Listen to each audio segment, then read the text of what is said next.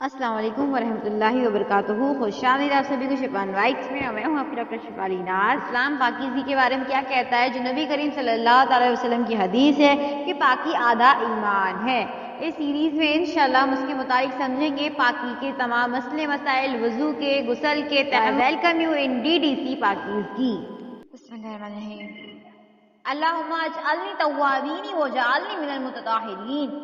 اللہ پسند کرتا ہے توابین یعنی کہ بار بار توبہ کرنے والوں کو، متطہرین یعنی کہ پاک لوگوں کو. اور جیسے کہ نبی کریم صلی اللہ تعالی علیہ وسلم نے ارشاد فرمایا کہ پاکی آدھا ایمان ہے. لہٰذا ہم DDC میں آپ لوگ آ رہے ہیں تو اپنے آپ کو بالکل پاک صاف کر کے آئیں گے. میں آپ سے یہ نہیں کہہ رہی ہوں آتے کہ 5 ٹائم کی نماز پابندی سے پڑھو گے تو DDC میں انٹری ملے گی. یہاں پہ ایسی کوئی شرط نہیں ہے. یہاں پہ شرط یہ ہے کہ DDC میں نیت صاف کرنی ہے آپ کو کہ میں نے مجھ سے جو غلطی ہوئی تھی میں معافی مانگ لوں گی. اگر کسی نے میرا دل دکھایا تو میں اللہ کے لیے اس کو معاف کر دوں گی. اگر ایسی نیتیں آپ کر سکتے ہیں، اتنی ہمت آپ رکھ سکتے ہیں کہ غلطی نہ ہوتے ہوئے بھی آپ کسی انسان سے معافی مانگ لیں تو ویلکم ہے. آپ DDC میں ضرور آئیں. انشاءاللہ ہم آپ کو موقع دیں گے، کاؤنسلنگ کرنے کا بھی موقع دیں گے اور آپ کو نعتیں بھی پڑھوائی جائیں گی. آپ کو سب کچھ سکھایا جائے گا انشاءاللہ. پہلے ہمیں اپنے دل کے پیالے کو صاف کرنا ہے، پھر ہم اس میں اللہ کے علم کا نور بھریں گے انشاءاللہ. جو میں درود نور کی تصویر آپ لوگ کو بتاتی ہوں، کم سے کم 100 مرتبہ آپ نے درود ضرور. اللہم صلی علی سیدنا محمد نور الانوار والسر الاسرار وسید الابرار. صرف اتنا ہی ہے. میں آپ کو گروپ پہ شیئر بھی کر چکی ہوں. آپ کو یہ درود شریف اپنے دل پہ حاضر کے پڑھنا ہے. دل کی جو بھی بیماری ہو، بہت سی بیماریاں ہوتی ہیں دل کی، اس پہ انشاءاللہ ہم ڈیٹیل ٹاپک ایک الگ سے لے لیں گے. فی الحال ہم ادھر آتے ہیں تو ہمارے دل سے حسد، بغض، کینہ سب پاک صاف ہو جائے گی. تمام گندگی ختم ہو جائے گی ہمارے دلوں سے انشاءاللہ، اور ہمارا دل پاک صاف ہو جائے گا. جب ہمارا دل پاک ہو جائے گا تبھی تو ہمارے دل میں اللہ کی محبت آئے گی، اللہ کے رسول کی محبت آئے گی. تبھی تو ہمارا دل کرے گا سنتوں پہ عمل کرنے کا. ورنہ ہم کتنا بھی اپنے آپ جسم کو پاک کر لیں، اچھے سے اچھے طریقہ میں آپ کو غسل کا بتا دوں، اچھے سے اچھے طریقہ میں آپ کو وضو کا بتا دوں کہ ایسے ایسے غسل ہوتے ہیں، ایسے ایسے وضو ہوتا ہے، لیکن جب تک دل ہی پاک نہیں ہے ہمارا تو کیا ہماری نمازیں قبول ہوں گی؟ نمازیں ہم پڑھ رہے ہیں اس لیے کہ لوگ مجھ سے کہیں بڑی یہ تو نمازیں پڑھتی ہیں، یہ تو حجن ہے، ان سے دعائیں کرواؤ اپنے لیے تو ہماری دعائیں قبول ہوں گی. اس طریقے کے لوگوں نے اپنے عقیدے بنا لیے. لہٰذا سمجھنے والی بات یہاں پر ہے کہ اگر آپ نماز نہیں بھی پڑھ رہے ہیں اور آپ کے دل میں کسی کے لیے کوئی برائی نہیں ہے، صرف اللہ کی محبت ہے، تب بھی آپ کی دعائیں قبول ہیں. لیکن نماز فرض ہے. نہ یہ نہیں کہہ سکتے کہ میں تو سب کو معاف کرتی ہوں، سب کا اچھا کرتی ہوں، نماز نہیں پڑھتی ہوں. بس وہ آپ کے اندر ایک عیب ہو گیا جو آپ کو خراب کر رہا ہے. نماز پڑھے. اب سب سے جو پہلا سوال ہم سے کیا جائے گا وہ نماز کے متعلق ہی ہوگا. اور نماز کی بے حیائی سے، برے کاموں سے، ہر چیز سے ہم کو روک لیتی ہے، ہماری حفاظت کرتی ہے. بہترین محافظ ہے نماز ہم لوگوں کے لیے. نماز بے شک ہر برائی سے، بد نگاہی سے، بد گمانی سے، بد زبانی سے، برے خیالات سے روکتی ہے. اللہ سے کنیکٹ ہونے کے لیے جو بہترین ذریعہ ہے وہ ہے نماز. ہے کہ ہم لوگ کنیکٹ ہوئے، کس کے ذریعے سے کنیکٹ ہوئے بتائیں ذرا مجھے کوئی جلدی سے. نماز، قرآن، ہم یہ موبائل کے ذریعے سے کنیکٹ ہوئے ہیں نا. یہاں پہ اللہ، ہم لوگ آپس میں کس کے ذریعے سے کنیکٹ ہوئے ہیں؟ موبائل، فون کے ذریعے سے کنیکٹ ہوئے ہیں. اسی طریقے سے جو نماز ہے، نماز میں جو دعا ہے وہ اسی طرح سے ہمیں اللہ سے کنیکٹ کر دیتی ہے. اب آپ بتائیں آپ لوگوں میں سے کون کون اللہ سے کنیکٹ ہونا چاہتا ہے؟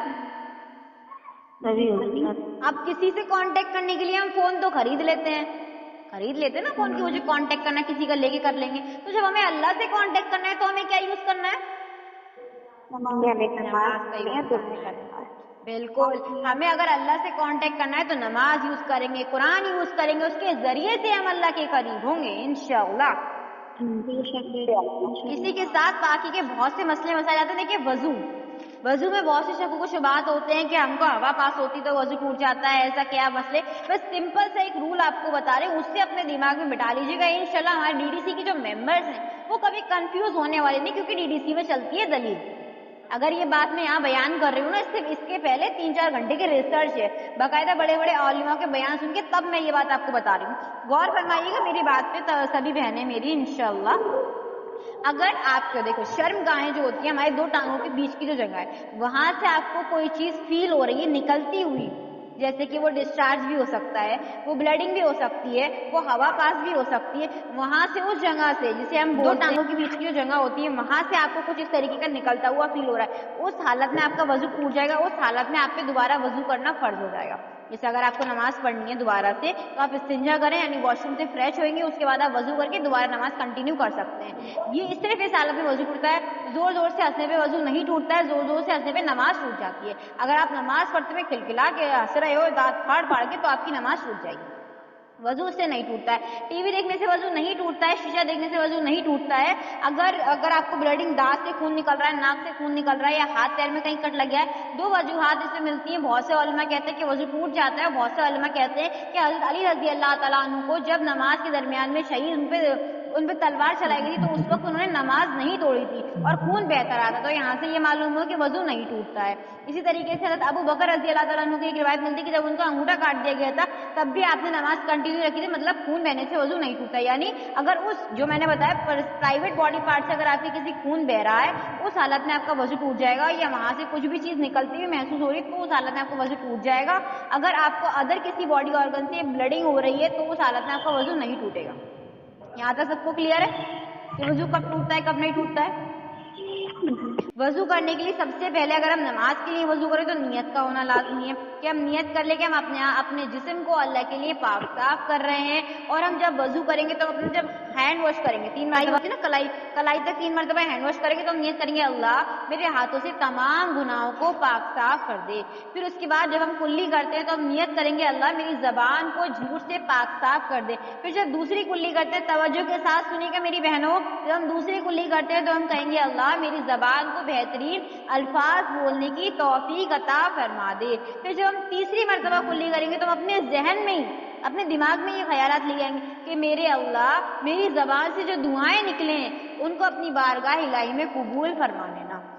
لہٰذا سمجھانے کا مقصد ہے کہ وضو کے درمیان کیونکہ دعائیں قبول ہوتی ہیں تو ہمیں اپنا مائنڈ ادھر ادھر ڈائیورٹ نہیں کرنا ہے کہ وضو کے درمیان بھی آپ لوگ بول رہے ہیں, کیونکہ وضو کے درمیان بھی دعائیں قبول ہوتی ہیں تو آپ کو اچھی نیت کے ساتھ میں وضو کرنا ہے, بسم اللہ پڑھنا لازمی ہے. لیکن اگر بھول جائیں تب بھی وضو ہو جائے گا, کوئی مسئلہ نہیں ہے اس میں. پھر اس کے بعد ہم جب ناک پھاڑ لیتے تو ہم یہ تصور کریں کہ اللہ میری اس ناک سے جنتی خوشبوئیں سنگھانا, یا